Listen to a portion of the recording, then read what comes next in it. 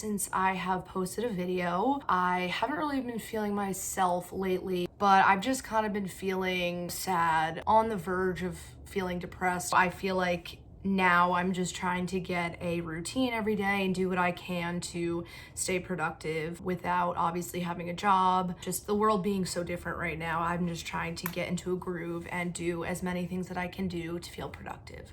Because when I don't, that's when I tend to start feeling anxious and sad and get into that dark place. So I'm just trying to get out of that right now. I did want to talk about one thing in particular that my parents actually brought up to me and thought that it would be something that should trigger some emotion for me, and I'm so glad they showed me. And if you haven't heard already about Dak Prescott, I'll just give you guys a quick little summary of who he is. So he is the quarterback for the Dallas Cowboys. He also played football at Mississippi State, and he just came out and publicly stated that he has been feeling depressed. He's been dealing with anxiety, and unfortunately his brother just recently committed suicide in April. Hi guys, just me editing. So I just wanted to come in and say that what he is dealing with right now is a complete tragedy within his family. Dealing with the loss of a sibling or a parent or a best friend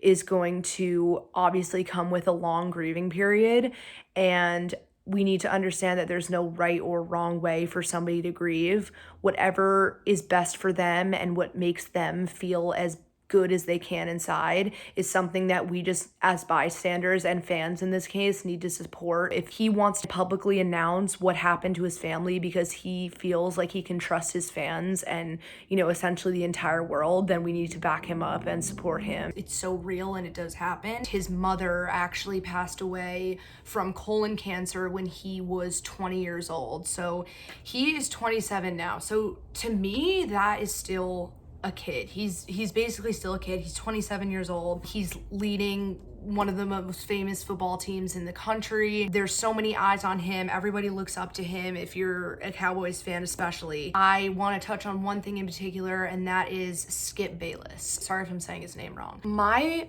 parents told me about Shannon and Skip on Undisputed, them talking about how Dak came out about his anxiety and depression. They were just kind of giving their opinion on it. And I just have to say that I am absolutely disgusted and embarrassed for Skip for what he said on national television to millions of people watching about one of the most famous NFL players being that vulnerable person and coming out and saying that he is dealing with something. He is dealing with mental health. He is dealing with depression. I'm gonna put the clip of the actual interview that is going back and forth, so I'll put that in now. I have deep compassion for clinical depression, but when it comes to the quarterback of an NFL team, you know this as well as better than I do, it's the ultimate leadership position in sports. Am I right about that? You are commanding an entire franchise. What's the roster now? Is it 53 still? 53, but I think they got like 15 practice squad guys. Okay. But you're commanding a lot of young men and some older men. And they're all looking to you to be their CEO, to be in charge of the football team. Because of all that, I don't have sympathy for him going public with, I got depressed. I suffered depression early in COVID to the point that I couldn't even go work out. Look, he's the quarterback of America's team. And you know and I know, this sport that you play, it is dog eat dog. It is no compassion, no quarter given on the football field. If you reveal publicly any little weakness, it can affect your team's ability to believe in you in the toughest spots, and it definitely can encourage others on the other side to come after you. You throw an interception, you're going to hear, you depressed number 4? You know, get that sort of thing. You get sacked. How did that feel? You getting down about it? You just can't go public with it, in my humble opinion. So now I got to declare, who have I always been? I grew up I had a rough childhood, broken home, just soaked with alcohol. I had some really low moments in my childhood. So let me just start by saying that I am a former Division I college athlete, captain of the Villanova women's lacrosse team. I graduated last May, and I was somebody that had always dealt with anxiety and depression before sports started, but obviously it followed me to college. It got worse as I was playing sport. If you are a college athlete, you know how much time, commitment, energy, mental energy, emotional energy goes into, performing at your best on a daily basis. And I can easily say that there were times where I was fully depressed. There were times where I wanted to give up. I wanted to quit. I was so hard on myself for not performing to the best that I could. I was nervous about my teammates thinking that I was weak, especially when I was a captain and you have such a strong leadership role to uphold. And I was nervous that my anxiety and depression would get in the way of me being the best leader that I could to my teammates. But I decided to be open and honest about it because I am just somebody that likes to bring attention to mental illness. As a mental health advocate, especially for athletes, I want to be that person that people look at and they're not afraid to admit to these ailments they had when they were playing a sport. Especially hearing somebody like Dak come out and say this as an NFL quarterback, as a professional athlete, as somebody that has so many eyes on him and everybody looks up to. I just wanted to say thank you to him for giving other athletes, whether you're a professional athlete, a college athlete, a high school athlete, whether you're a female or male athlete, thank you to him for giving other people the opportunity and the platform and the encouragement. Thank you to him for opening this window of communication that professional, collegiate, and high school athletes should be able to communicate with each other. This camera's pissing me off. Relate to each other on, what they're feeling and what they can go through as an athlete. Because people like Skip just think that somebody being an athlete, and especially a professional athlete, they have to be these people that are completely invincible mentally, and they don't have time to deal with mental health. They don't have time to prioritize their mental health. It bothers me so much because as someone like Skip, who has such a wide following, to say something so ignorant, so hurtful, I watched that and I was so just like, I couldn't believe that he actually said that. I'm so happy that Shannon kind of, backed us, somebody like me who suffers anxiety and depression as an athlete. It's normal and we are human, and unfortunately there's going to be times in our life that we have to overcome these battles, but we shouldn't be silent about it because that's unfortunately when things can get worse. I just wanted to go over a few things that Skip said. So he basically said that he has no compassion for Dak explaining these things to the public because he thinks that it's going to give off a weakness to the other teams and they might come for him or shit talk him on the field and bring up his anxiety and depression. The fact that you literally said that you have zero compassion is just I don't even know what to say. And you just hit the nail on the head with why people are so afraid to speak out about it. And that's weakness. I was so afraid to even, go to my coaches sometimes and let them know how I was feeling because as a captain, you have this fear in the back of your head, or as, somebody that plays on the field, if you are feeling anxious, you are starting to feel depressed. Are they going to strip you of your title as a captain? Are they going to think she's weak, she's not stable to play a whole college lacrosse game? You might lose your spot on the started lineup. Those were things that went through my head a lot, and I'm so nervous to kind of talk about how I'm actually feeling because I'm scared that I will lose what I had worked so hard for. What Skip said is just awful because that is exactly why people are afraid to come out and say what they are actually feeling. Skip also tried to put it on him and say that he had a dark childhood, and I'm not trying to minimize anything that Skip felt or dealt with in his childhood. He said that he coped with the feelings, he put the feelings to rest, he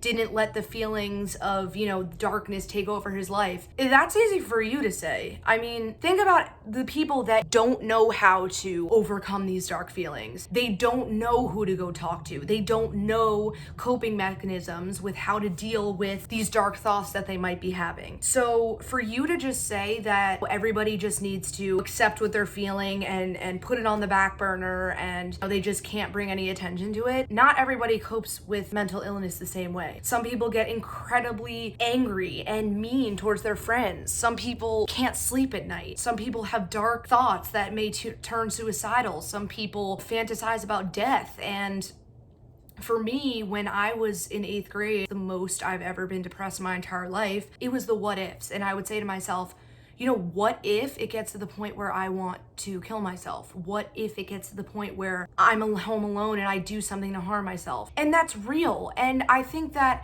you know, people who advocate for mental health and people who don't need to understand that not everybody is the same. It's unfair to just say that everybody has to deal with something the same way and they're not allowed to speak out about it. If it makes you feel better to speak out and tell somebody, even if it makes you feel better to, like Dak, to say it publicly, he wants to tell the world. If that's what's gonna make him feel better and that's what's gonna make him cope with what he's feeling, then that I am so happy for him, and I'm glad that he's finding ways that actually work. For me, making these videos and posting pictures on my Instagram with, you know, a caption or a long caption that, you know, just gets my feelings out, that works better for me than just writing it to myself. Because I feel like if I give people my most transparent self, I give people the benefit of the doubt that I'm not gonna hide these feelings. I'm not gonna pretend like everything's fine. It gives me a sense of relief. He put himself in Dak's shoes.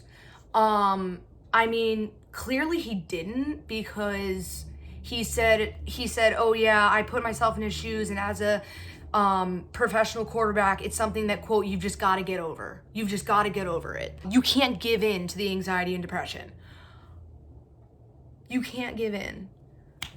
Depression is so strong. It's such a silent killer. It's so hard to explain what depression does, but when you're introduced with depression and when it becomes something that is part of your day-to-day life, it's so hard not to just let it come into your life. It makes it so hard to do day-to-day activities. When I was depressed, I felt like I didn't want to get out of bed. I didn't want to shower. I didn't want to brush my hair. I didn't want to eat. Sometimes it wins. That's when you need to do what you can, ask for help, tell somebody about it. Because the more that you just let depression keep taking control, adding things onto the list that you don't have any more control of, that's when it becomes deadly. And that's when you need to speak up, speak to somebody that you feel comfortable with, and ask for help, because there's absolutely nothing wrong for asking for help. And it's the people that do ask for help that are some of the strongest people. He also said that he has compassion for people that are clinically depressed. Just because you have not seen a doctor doesn't mean that you can't be depressed. That made no sense to me. As an NFL quarterback, do you really think that he doesn't have therapists or he doesn't have somebody to talk to that can absolutely vouch for the fact that he is depressed? And I also have to say, like, he's acting as if Dak is doing this for attention in some way. Somebody that doesn't have anxiety and depression isn't like, you know, I really want anxiety and depression. I really want people to, you know, feel bad for me. Like, that is so false, and that is the problem, because that could be the worst thing that you could say out loud to somebody. 9 times out of 10, when somebody's talking to you about something that they're feeling, it's because they want help. I'm so glad that he kind of like argued back and said what he did, just because Dak is a professional athlete. These people aren't indestructible. Think about everything that he's done to get to that point, from, you know, what he dealt with in childhood with his parents, to with his mom, to now with his brother. Whether he believes it or not, he overcame every single one of those things and has gotten to the place where he is today, a professional athlete and a leader that people look up to. Just like Olympic athletes. Do you think that they're just born with this gift and, you know, it's completely physical? No. You have to have such a strong mentality to get to that point where, in that case, you're living and breathing sports. What they go through is real. It's not just a walk in the park to get there. It's a roller coaster, and I think that's what a lot of people forget. Also, Skip saying we all went through some sort of depression during COVID. You can't just group everybody in the same category as we all went through it. Did everybody in the country and everybody in the world deal with coronavirus the exact same way? Absolutely not. And you can't shame other people for dealing with mental illness a different way than you would. The last thing I want to talk about is normalizing men's mental health. I know it's going to be hard for me to talk about this because I'm a female, but that is something that I think is not talked about enough. We need to normalize men having emotions. We need to normalize men feeling anxious and worried and, you know, depressed, because being a man versus being a woman, it's no different. We are all human. It doesn't matter who you are. It doesn't matter what gender you are, what sex you are. We are all human beings, and mental illness affects everybody. And I think that we need to just stop pinpointing who's allowed to feel anxious and just accept the fact that you can't pick and choose what you feel if you're to have anxiety and if you're to be depressed. And I genuinely feel bad for male athletes because I feel like it's usually men that kind of talk about other men. The pressure can get to you sometimes, and I can't even imagine how professional athletes and Olympic athletes feel. They fail, and that's another thing. And you know what? Skip's just trying to make this seem as a loss for him, for Dak, and I see this as a win.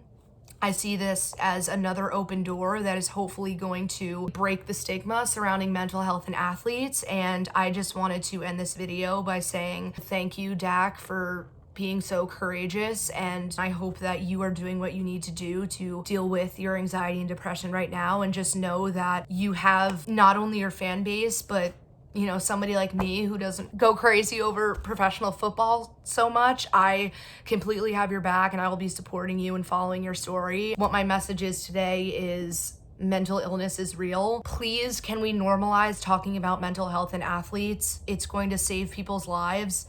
And especially this month, September being Suicide Awareness Month, now is especially getting into the colder months. We need to switch gears and prioritize how we're feeling mentally through this pandemic. Thank you guys for listening. Thank you so much if you watched this entire video, and I'll see you guys soon. Bye.